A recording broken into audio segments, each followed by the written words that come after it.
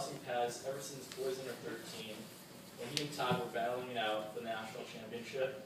Todd using that same Hera racket, and Steve rocking his trademark Yannick shoes.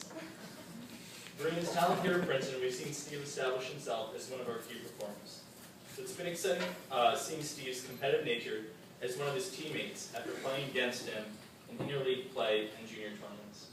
He is a player who always competes in style for a consistent audience. If you aren't familiar with Steve's fan base, you can check it out tomorrow if Hallie convinced her boyfriend and Steve's roommate to wear his famous gorilla suit. Steve's exciting squash matches are always a topic of conversation after our matches. He has inspired all types of fans, including Henry Freddie and even Ian Blatchford, who told Steve, "You're my hero." Despite the love Steve has accumulated over the years, Steve is very capable of stirring beef with certain players and even entire teams. But above all, the guy is a great competitor because, I quote, "I don't take any BS." Steve's secretive work ethic makes playing two sports look easy. I always seem to forget Steve starts baseball as soon as we finish the season. I remember last year, Steve said that he didn't realize he was not at sports camp until he was assigned an advisor for his junior paper.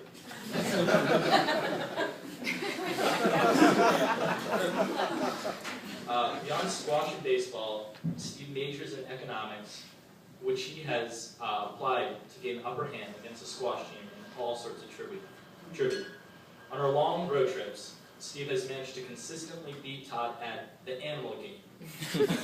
I didn't think this feat was possible, especially considering the fact that Todd was the creator of the game. One thing that you might not know about Steve is his obsession with movies. This past winter break, Steve refused to hang out in Florida because he had bought tickets to see Jersey Boys. Steve's interest in movies can pretty much be summed up with the Batman tattoo.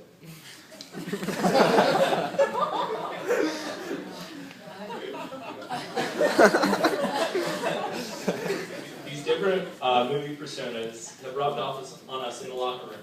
Every match, after Sammy gives his routine 1-2-3, Steve beats the Batman Tigers chant. Today, saying in the huddle, "We really need to get the Growler Tigers." From being greeted in September of my freshman year by Steve with "What hot freshman girls do you know?" to becoming the Bash Brothers of college squash, I will definitely miss Steve next year. Although it will be tough to see Steve graduate after playing with him for the past 3 years, I'm more than excited to finish out the season in style, starting with the giant victory against Harvard tomorrow. Thank you.